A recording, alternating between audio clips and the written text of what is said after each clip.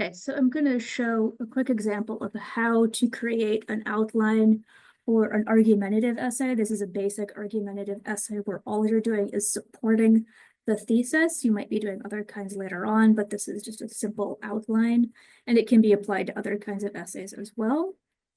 So I usually will type up the basic parts of the essay first, so the introduction, body 1, body 2, body 3. There are probably templates that will do this for you as well, but I like to make it myself. And then for the introduction, I use these little bullet points. And the key thing is that I'm not using complete sentences at this point. Have the hook, have some kind of a connection, and you'll have your thesis statement. These are elements that you'll use for all essays, pretty much. Go ahead and save my document. So argument outline sample. And for each body, again, there are different ways to name these different parts, but I'm going to say support, simply support 1 and support 2. Again, you can have 2 to 4 supports is my general rule of thumb. But regardless, within each one, you're going to have examples and you're going to have explanations. And I'm going to put those on separate lines for the moment. Explanation. And I'm going to do the same thing for support 2. Again, if you have support 3, it's going to be the same thing. If you only have 2 supports in a body paragraph, then you're probably going to need more examples and more explanations. But I'm keeping it pretty simple for right now. So I'm going to paste that into body 2 and paste that into body 3, just so that we have the structure that we need there. And then in the conclusion, you will restate the thesis, and you will give some sort of wrap up, or again, kick out is a phrase that some professors use as well. I also personally enjoy the phrase "so what" statements. For me, that all 3 of those give a sense of what you're doing at the end of the conclusion. Just to reiterate, the conclusion should be about 3 to 5 sentences. Generally speaking, the introduction at this point, I'd recommend being slightly longer, maybe 4 to 7 sentences. It really depends on your topic, and the content matters most in this case. The body paragraphs, their length should be, I don't so much count sentences with body paragraphs, but I would say about 2/3 to 3/4 of a page. One of those reformatted and the other didn't, but there we are. There we go. Very rough rule of thumb. I have seen body paragraphs that were a full page. If it needs to be, it can be, but I would say about 2/3 to 3/4 of a page is a nice rule. If you are like I am right now, using sort of a standard font in a standard font size, right now it's 12 point. So I usually do the thesis statement not first, but a little bit later in the process. So let me give a prompt here. But first, save my document again, always save. And I'm going to provide a prompt. And once I've written the prompt, I'm going to resave it so I can send 2 documents, one of them where it's blank and one of them where I filled it in a little bit. So let's say the prompt is something like, should children be, let's keep it a little bit simpler. Should children learn multiple languages in school? Sort of simple. Oftentimes prompts might be a little bit more complicated than that, or you will have a little bit more freedom than that. But this is sort of a yes or no question. You need to take a stance, either yes, they should, or no, they shouldn't. And for this one, I happen to know my answer. This is an area of expertise for me, so I can just fill in the thesis statement. first if I want to. But first I'm going to save this sample children language learning so I know which document it is. I'm going to still wait on the thesis statement, even though I have one in my head, because I want to make sure I have enough support before I write that thesis statement. So let's say that I've already done some research, I've already done some brainstorming, I already know about this topic, and I know that one of the supports that I want there is brain development. And I just happen to know that brain development and another support. By the way, these lengths are going to be the same for all body paragraphs. Body 2, I want to talk about future careers. Spelling. And another one is simply for enjoyment. There. And I already know that these are separate points, that they're not going to overlap, but sometimes we don't know. And that's why I'm not using complete sentences. I'm not worrying about grammar yet. I'm just hitting the main points. With brain development, I might skip right to the example, because a lot of times, like, oh, there's a specific study I might have read about memory, for example. And unfortunately, I don't have these sources with me at the moment, but my example could be better memory. And I could even be a little bit more specific about that with something like better long-term memory. So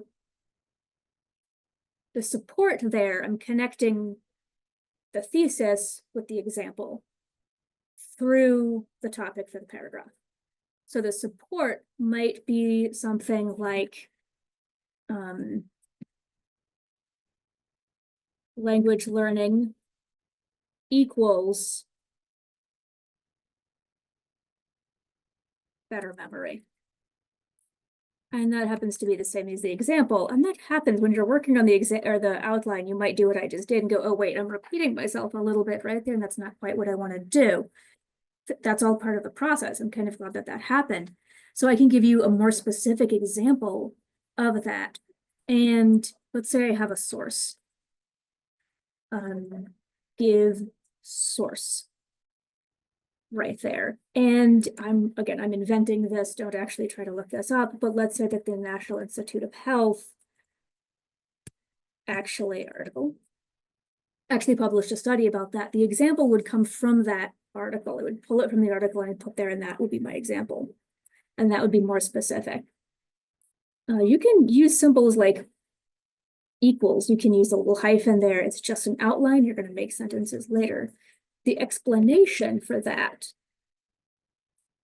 might also come from the article, but it's essentially, how does language learning lead to better memory? This is the connection that you need to make. Learning in childhood lead to better memory. And don't ask the question in your paper. This is just here for the outline. And it could be something about building neural connections. It could be simply the practice of learning. You know, how do we build memory while we work on our memory? And language learning is partly about memory. Whatever that is, that's the explanation. And you might, like, I realized that I was repeating myself there and I could fix it really quickly. That's what we're doing at this stage. That's what it's all about. And when we talk about brain development, we've only talked about memory. So support 2 here could be a different kind of brain development. It could be a different part of the brain. It could be, I don't know, impulse control. Again, I'm making all of this up. But you'll do the same thing. You'll give a source of some kind.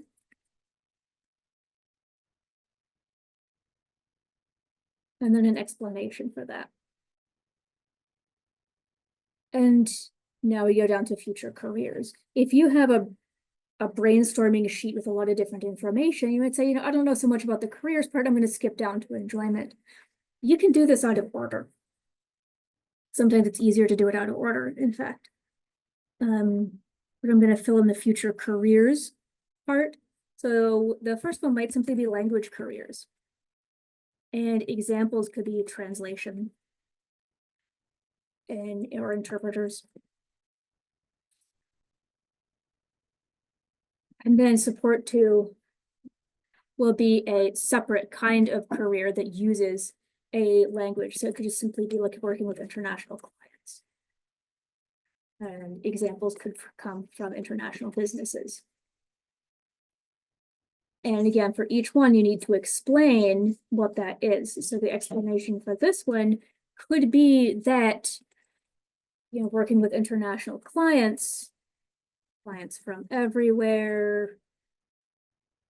It could be, nuance in communication styles. If you speak Chinese, you might understand the nuances that get lost in translation. And you'll explain that once you get to the full point. Enjoyment, you'll do the same thing with those. Support 1, simply the fact that sometimes it's just fun to be able to speak a language. And when you're a child, sometimes it can really be empowering to gain these skills that not everybody else has. It can be empowering skills that others, even other adults, don't have. Another one could simply be you have access to a wider variety of fun things. A wider range of entertainment and social connections. You could mention shows or music. Well, now I can understand these songs more and I'm getting more out of it. So again, the explanations will form those connections there. So restating your thesis. I'm going to start off writing my thesis, because if you don't have a thesis, you can't quite restate it.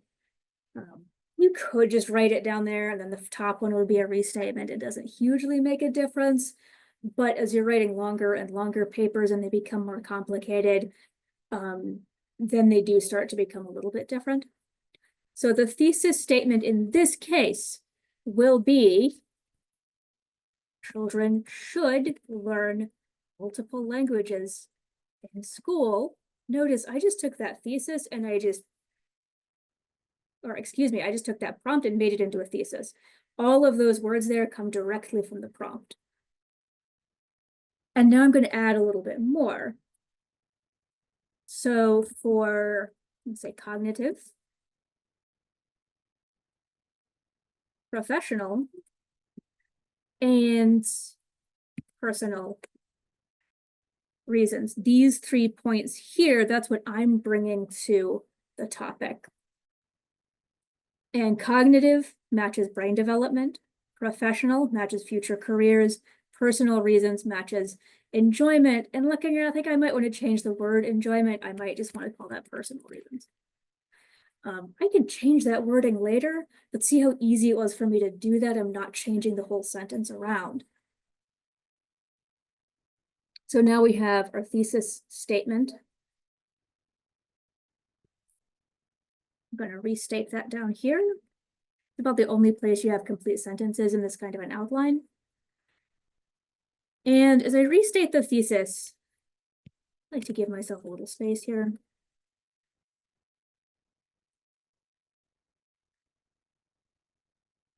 As I'm restating it, I might say something, for all of these reasons above, for all the reasons given. I can say that, and that's okay.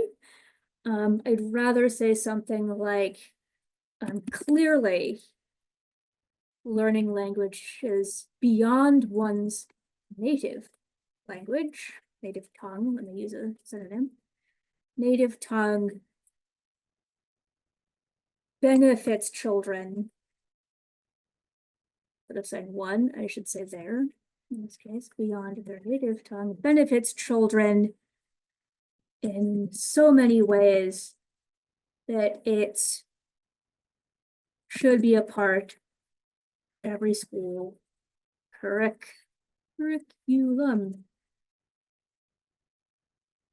And so I can kind of compare that with the thesis I had. I'm looking at them together, and then I'm going to delete that, bring everybody back up. There we go. That's the restated thesis.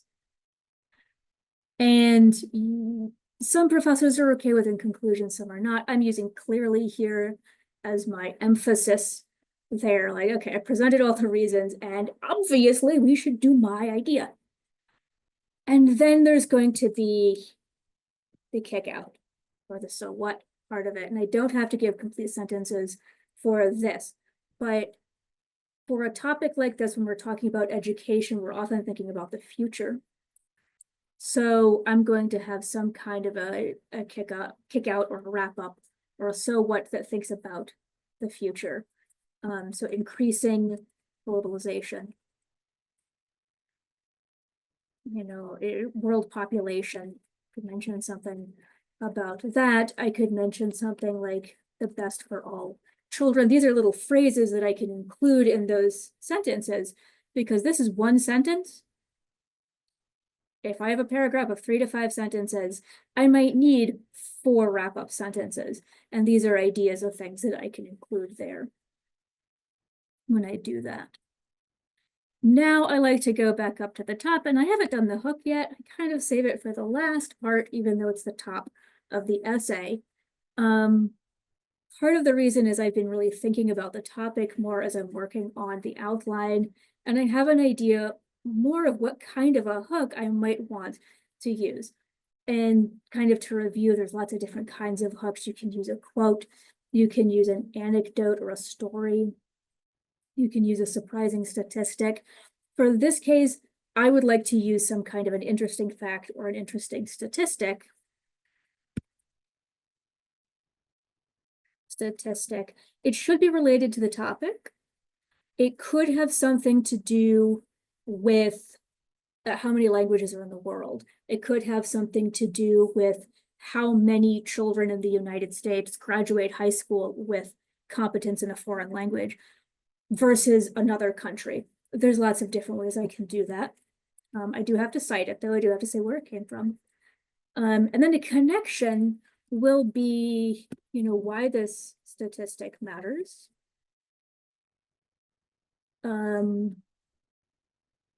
Why is it a problem?